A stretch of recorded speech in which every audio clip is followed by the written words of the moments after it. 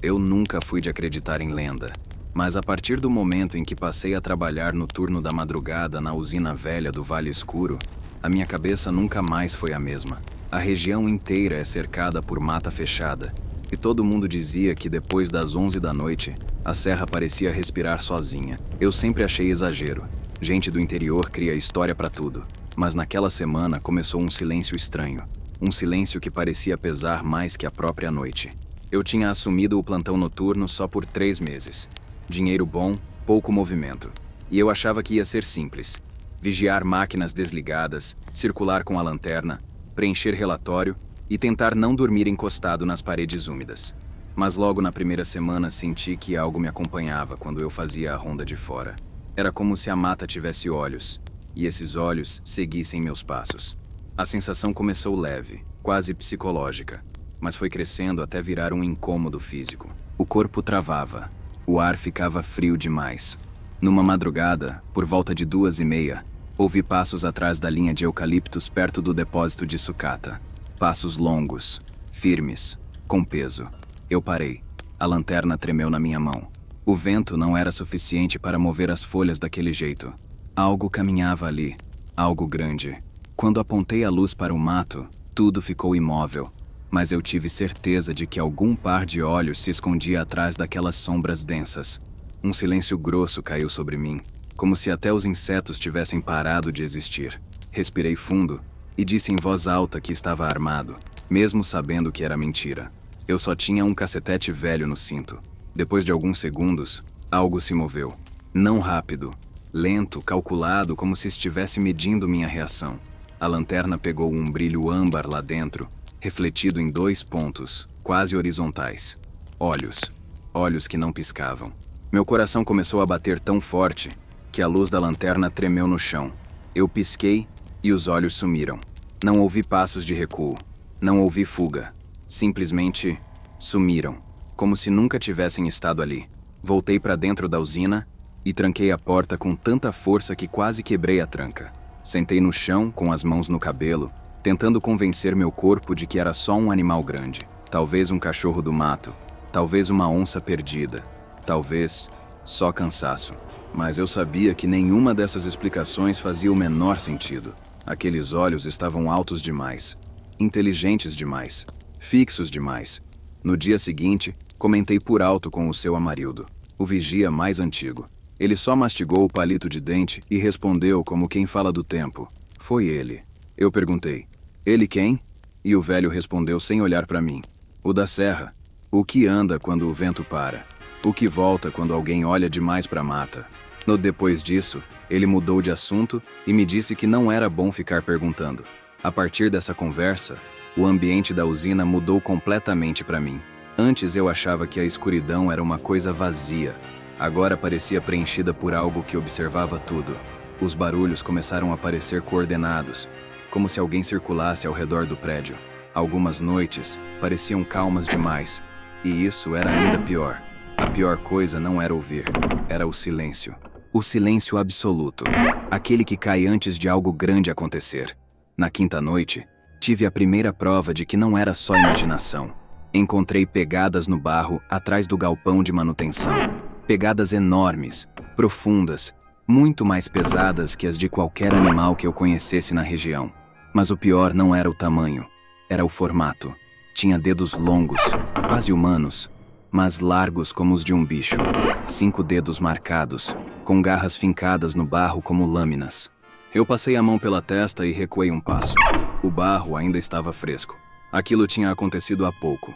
Chamei seu Amarildo para ver. Ele olhou, suspirou e apenas disse: se deixar marca assim, é porque tá perto demais. Quando perguntei o que significava, ele balançou a cabeça e disse que já tinha visto esse tipo de pegada anos atrás, antes da usina quase fechar, quando um operador desapareceu sem deixar rastro. Tem coisa na serra que a gente não cutuca, disse ele, e saiu andando como se estivesse atrasado para algo. Aquela frase ficou me roendo por dias. Na 7ª noite, outras coisas aconteceram. Ao fazer a ronda por volta das 3 da manhã, senti o cheiro. Um cheiro forte, metálico, quente, como sangue misturado com terra molhada. Era um odor tão pesado que parecia grudar na garganta. Eu segui o cheiro até a cerca que separava a usina da mata. A lanterna iluminou algo no arame, fios de pelo escuro presos nos ganchos. Quando toquei, percebi que estavam úmidos, e o cheiro vinha dali. A sensação de que algo tinha passado por ali com força, como se estivesse fugindo ou perseguindo, fez meu estômago revirar. Voltei rápido para o pátio principal. Foi quando ouvi o som mais perturbador da minha vida. Não era um uivo, não era um latido, era uma mistura de ambos, como se um lobo estivesse sendo obrigado a imitar um humano. O som veio das árvores e subiu a serra inteira, ecoando como se o próprio vale estivesse gritando. Ganhei uma descarga tão forte de adrenalina que minhas pernas ficaram bambas. Corri para dentro da usina e tranquei tudo. Me escondi atrás de uma máquina desligada e fiquei ali, com a lanterna apagada, esperando o som acabar. Ele durou longos segundos que pareciam horas. E quando terminou, o silêncio voltou com ainda mais peso. E foi aí que finalmente entendi que algo estava me escolhendo. Algo estava testando os meus limites. Algo naquela serra tinha percebido a minha presença e decidido que eu fazia parte do território dele. E essa foi apenas a primeira semana. Depois daquela primeira semana, o ar da usina mudou. Não era apenas sensação. Era como se o próprio ambiente tivesse ficado atento, expectante. Cada ruído parecia calculado. Cada sombra parecia ter uma presença escondida atrás. No 8º dia, por volta de 1h40 da manhã, percebi algo que me fez gelar de dentro para fora. Os animais do vale não faziam mais nenhum som, nenhum grilo, nenhum pássaro. O silêncio era tão total que chegava a doer. Era como se a natureza tivesse se recolhido, como se soubesse que algo maior estava passando. Eu tentei cumprir a rotina normalmente, mas minha cabeça já não funcionava do mesmo jeito. Ao caminhar pelo corredor metálico que levava ao tanque de refrigeração, tive a sensação clara de que estava sendo seguido. Não ouvi passos, mas senti o deslocamento do ar atrás de mim, como se algo maior que um homem estivesse respirando ali. Andei mais rápido. Não olhei para trás. Chegar ao galpão iluminado me deu um alívio curto, quebrado quase imediatamente por um som seco vindo da escuridão da mata. Um estalo forte, como um galho grosso partindo sob grande peso. Não era vento. Não era coincidência. Aquilo era movimento. No dia seguinte, encontrei Amarildo no vestiário. Contei o que tinha ouvido. Ele ficou quieto por alguns segundos, lavando as mãos devagar, como quem tenta escolher as palavras mais leves para falar algo pesado. Ele tá andando mais perto da cerca, disse. Perguntei por que ninguém falava sobre isso abertamente. Por que não chamavam reforço, polícia, biólogo, qualquer coisa. Ele riu sem humor. Quem ia acreditar? O povo aqui já tentou. Chamaram Ibama, chamaram polícia ambiental. Vieram, olharam pegada, filmaram rastro e disseram que era lobo-guará, onça, cachorro grande. Só quem ouviu o que você ouviu sabe que não é isso. Perguntei então o que ele achava que era. Amarildo enxugou as mãos com a camisa e respondeu. A serra não é só serra. Tem coisa velha boa aqui. Coisa que já vivia antes da usina, antes da cidade, antes da estrada. E de vez em quando, ela escolhe alguém para seguir. Aquela frase ficou presa na minha mente como um prego. Naquela noite, o clima mudou. O vento que sempre soprava da serra para o vale simplesmente parou. O ar ficou parado, grosso, pesado. Parecia que até respirar exigia esforço. Fiz a primeira ronda com a lanterna na mão, suando. Não havia movimento algum, nem folhas balançando, nem insetos. Mas a sensação de que havia algo me observando era tão forte que eu me sentia exposto, como se estivesse andando nu no meio da escuridão. Voltei para dentro, fechei a porta e sentei na cadeira do escritório, tentando me convencer de que aquilo ia passar quando o sol nascesse. Foi aí que ouvi o primeiro sinal claro de que a criatura não estava mais apenas rondando a usina. Ela tinha subido no telhado. O telhado inteiro vibrou com um peso que fez a luminária balançar. Fiquei paralisado. Qualquer animal que eu conhecesse não pesaria aquilo. O som dos passos era lento, calculado, como se estivesse mapeando a estrutura.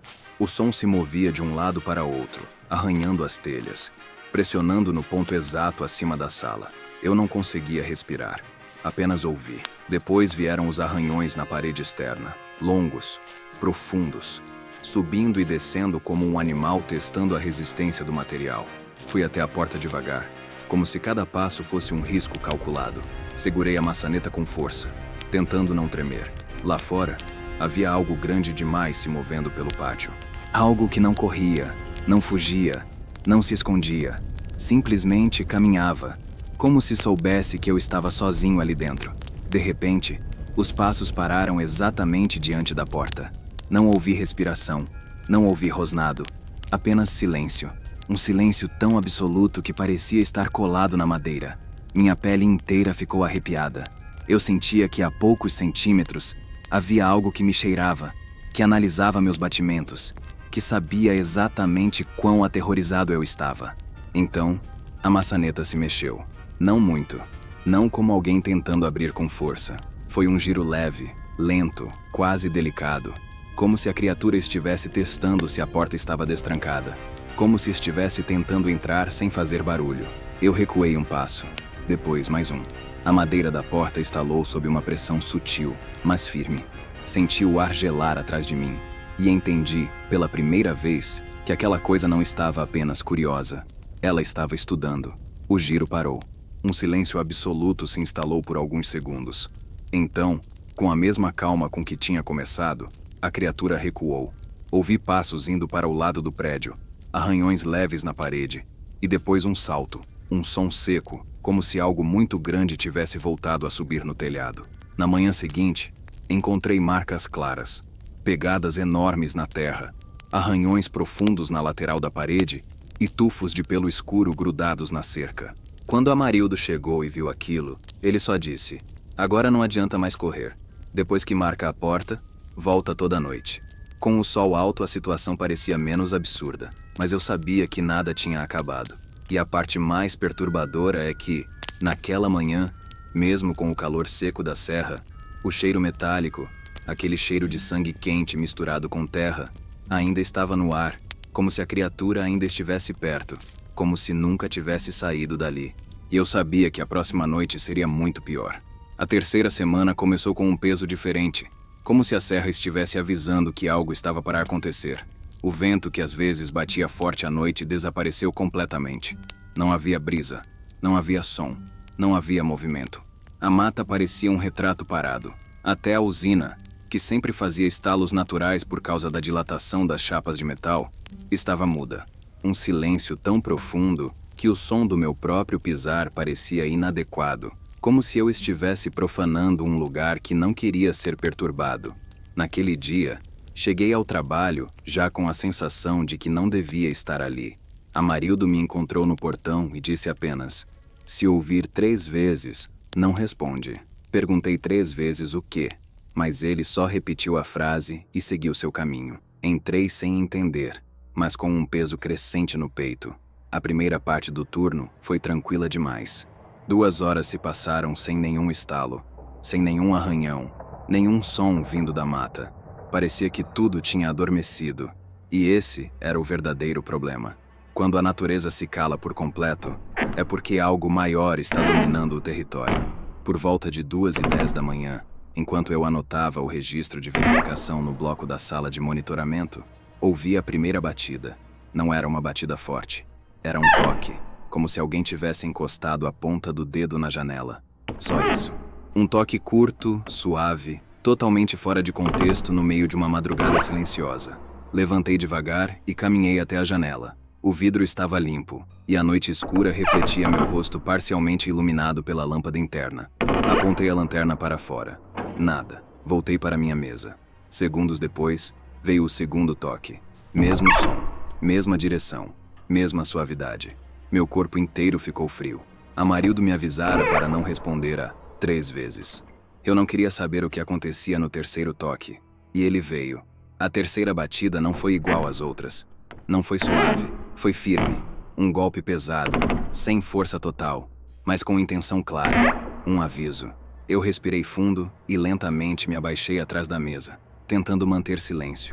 O ar dentro da sala estava tão parado que parecia que eu respirava dentro de um saco fechado. Meu coração batia tão alto que eu achei que a criatura ouviria. E então, finalmente, eu ouvi. Um rosnado, baixo, profundo, tão grave que parecia vibrar nas paredes do prédio. Não era som de onça, não era som de cachorro. Era algo entre ambos, mas mais lento, mais consciente, como se o rosnado tivesse palavras presas dentro dele. A sombra apareceu primeiro. Passou diante da janela como se estivesse caminhando perto demais do vidro. Alta, muito alta. A luz da minha lanterna refletiu apenas o contorno de algo curvado, com ombros largos e braços longos demais para serem humanos. Eu não conseguia ver os olhos, mas sentia que ele sabia exatamente onde eu estava. Fiquei imóvel, tentando controlar a respiração, quando ouvi o som que mais me marcou naquela noite. O som das garras. Elas arranharam a parede metálica em um movimento lento, contínuo, como se a criatura desenhasse um aviso na superfície. Um som prolongado, que penetrava no estômago, não no ouvido. Então veio o barulho de metal sendo pressionado. A estrutura da parede afundou alguns milímetros sob a força de algo por trás. As chapas vibraram. A luminária tremeu. A porta da sala balançou como se estivesse respirando. Eu sabia que não podia ficar ali. Corri para o corredor lateral, iluminado apenas por lâmpadas fracas, e segui para o depósito. Tranquei a porta e empurrei 2 caixas contra ela, como se aquilo pudesse segurar qualquer coisa. O cheiro metálico veio segundos depois. Aquele mesmo cheiro de sangue quente misturado com terra. Entrou pelas frestas como se fosse um aviso, uma presença. Foi então que ouvi passos sobre minha cabeça. Pesados, precisos, direcionados. A criatura caminhava sobre o telhado do depósito. Ela sabia onde eu estava. Cada passo fazia poeira cair das vigas. O telhado chegou a fazer pequenos estalos como se fosse quebrar sob o peso. Eu estava acuado, sem rota de fuga, sem contato externo, sem nada além da lanterna que tremia na minha mão. Os passos pararam exatamente acima de mim. Eu levantei o rosto devagar. Poeira caiu no meu cabelo. O ar ficou ainda mais pesado, como se algo gigantesco estivesse respirando ali, exatamente acima da chapa de metal. Então, o telhado afundou. Não quebrou totalmente. Apenas cedeu alguns centímetros, como se algo tivesse pressionado com a mão aberta. E por uma fresta que se abriu entre as chapas, eu vi. Eu vi os olhos. Olhos grandes, amarelados, brilhando com uma intensidade que parecia viva. Não eram olhos de um animal assustado. Eram olhos de um predador analisando presa. Inteligentes, fixos, frios. A criatura não rosnou, não atacou. Ela apenas observou. E naquele olhar, eu entendi que ela não estava ali só por mim. Ela estava me estudando. Ela queria que eu a visse. Queria que eu soubesse que não havia fuga. Os olhos se afastaram. O peso desapareceu. Os passos recuaram lentamente, indo para o outro lado do telhado. Depois, vieram 2 estalos fortes, como se algo grande tivesse saltado para o chão lá fora. Silêncio. A madrugada terminou sem que eu ouvisse mais nada. Mas quando o sol finalmente subiu, eu descobri o pior. No chão do depósito, bem diante da porta, havia 5 marcas profundas, como se 5 garras tivessem arranhado o concreto. Não madeira, concreto. Na lateral da parede, havia arranhões verticais formando um padrão que eu nunca tinha visto. E no telhado, a chapa estava deformada, afundada para dentro, como se um peso de mais de 200 quilos tivesse se apoiado ali. E naquela manhã, Amarildo olhou para mim e disse apenas: "Se ele quis que você olhasse nos olhos, é porque escolheu você." E pela primeira vez desde que tudo começou, eu entendi que a 4ª semana seria diferente. Não seria mais sobre a criatura rondando a usina. Seria sobre ela entrando. Seria sobre ela cruzando limites. Seria sobre proximidade. E nada na serra impediria isso. A 4ª semana começou com um pressentimento que não me deixava respirar direito. O ar parecia mais pesado, como se a serra estivesse empurrando algo para dentro da usina, forçando uma aproximação inevitável. Eu chegava ao trabalho já com um nó no estômago, certo de que aquela seria a semana em que tudo mudaria, em que aquilo que estava me rondando finalmente cruzaria a linha que vinha testando há dias. O turno começou silencioso demais. Amarildo não apareceu, não deixou recado, não avisou, não mandou mensagem, apenas não estava lá. Quando perguntei ao segurança da portaria, ele disse que Amarildo tinha faltado pela primeira vez em 20 anos. Disse que não voltava mais aqui à noite, comentou o segurança, meio rindo, meio tentando esconder o desconforto. Aquilo me atingiu como um soco. Se o velho que vivia naquela usina, que conhecia todos os ruídos da serra, decidiu abandonar o turno noturno, era porque ele sabia que algo estava prestes a acontecer.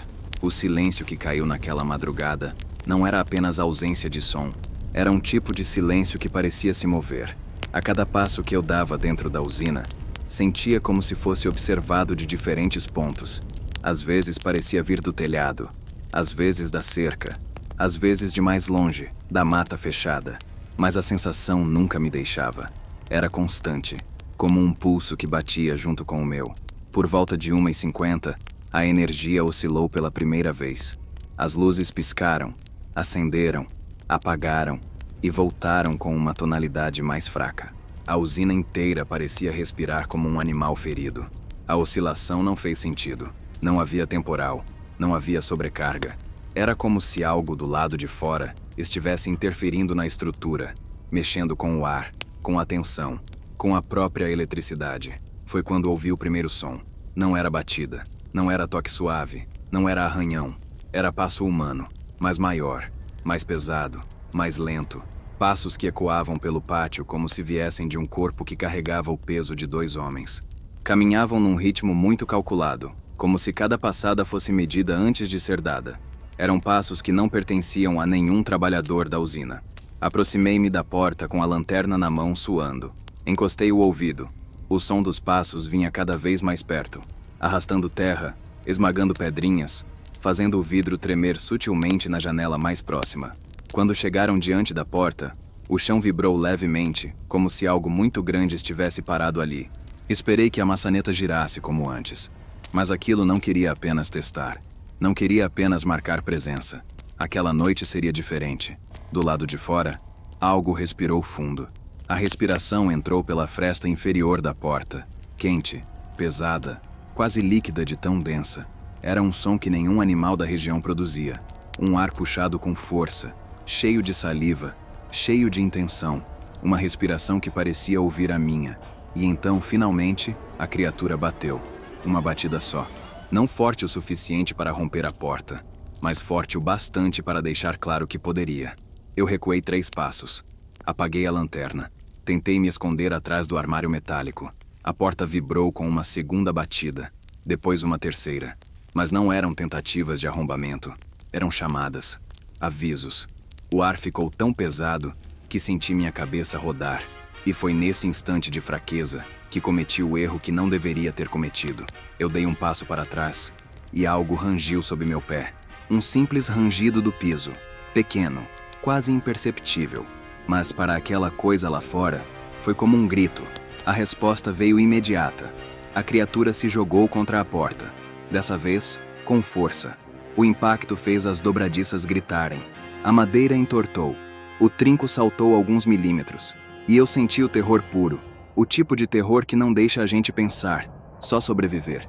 Corri para o corredor, tropeçando nas botas, e segui pela lateral do prédio. As luzes tremiam como velas prestes a apagar. Ouvi os passos atrás de mim, do lado de fora, acompanhando o meu movimento com precisão.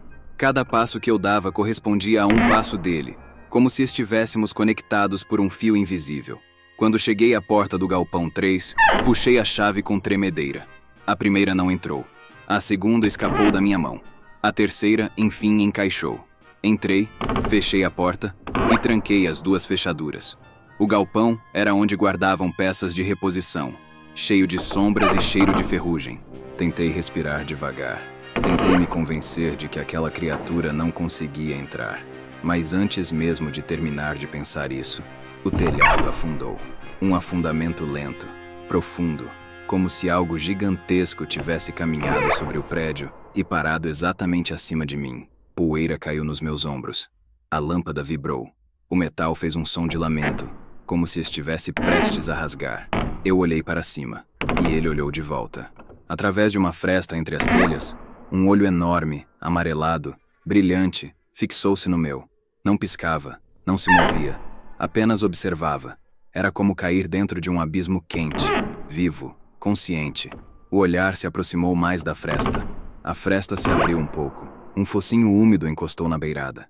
E eu finalmente vi o contorno real da criatura. Não era lobo, não era humano. Era algo entre ambos, e ao mesmo tempo nada parecido com nenhum dos dois. Um híbrido impossível. Uma aberração ereta, musculosa, com pelos tão escuros que pareciam absorver a luz. O maxilar longo exibia dentes que pareciam lâminas tortas. Ele rosnou. Um rosnado baixo, quase um sussurro, que vibrou no meu peito como uma corrente elétrica. E então, pela primeira vez, Ele sorriu. Não um sorriso humano, não um sorriso animal. Um sorriso de quem sabe exatamente onde você está, de quem sabe que você não tem saída, de quem está se divertindo com a caçada. Quando dei um passo para trás, o sorriso dele desapareceu, e a criatura fez algo que me destruiu por dentro. Ela apontou uma das garras para mim, devagar, como se estivesse escolhendo quem eu era. Depois, sumiu do telhado. Um salto só, silencioso. Final. A madrugada terminou, mas eu não. E eu entendi naquele momento que a parte 5 da minha história seria o encontro definitivo, porque aquela criatura não estava mais rondando, ela estava me caçando. E eu sabia que na próxima noite, ela não bateria na porta. Ela entraria. A última noite começou antes mesmo de escurecer. O sol estava descendo atrás da serra, e o céu tinha uma cor estranha, um tom avermelhado misturado com cinza, como se o dia estivesse sendo apagado à força. Eu já sabia que algo estava errado. A mata inteira estava quieta demais. Nenhum pássaro atravessou o céu. Nenhum inseto zunia. Até o vento parecia ter medo de se mover. Fui para o trabalho sem vontade, com uma sensação clara de que estava indo para o lugar errado, na hora errada, como alguém andando voluntariamente para dentro de um pesadelo que já sabe de cor. A portaria estava vazia. A luz sobre a guarita piscava. O silêncio era tão absoluto que os meus passos no cascalho pareciam socos no chão. Entrei na usina e travei a porta. Olhei para as câmeras. Quase todas estavam em preto, só estática. Apenas 2 funcionavam, a do pátio e a da cerca norte. A imagem estava granulada, escura demais, mas dava para ver a linha das árvores lá atrás, completamente imóveis, como se tivessem sido pintadas. Sentei e tentei respirar fundo. Tentei pensar em algum plano. Tentei aceitar que aquilo precisava terminar de algum jeito. Mas antes que eu pudesse raciocinar, a energia oscilou de novo. As lâmpadas piscaram 3 vezes. O monitor desligou. A sala mergulhou num escuro desagradável, pesado, que parecia pulsar como um órgão vivo. E então, a respiração voltou. Não a minha, a dele. A respiração entrou pela janela quebrada da sala como um sopro quente e úmido. Não era um simples respirar, era um arrastar de ar, como se algo enorme enchesse pulmões absurdos e soltasse o ar devagar, sabendo que eu podia ouvir. Meu corpo congelou imediatamente. Cada fio do meu cabelo se arrepiou. A porta tremeu. A janela tremeu. As paredes tremeram. A criatura estava mais perto do que nunca. Ouvi passos no corredor.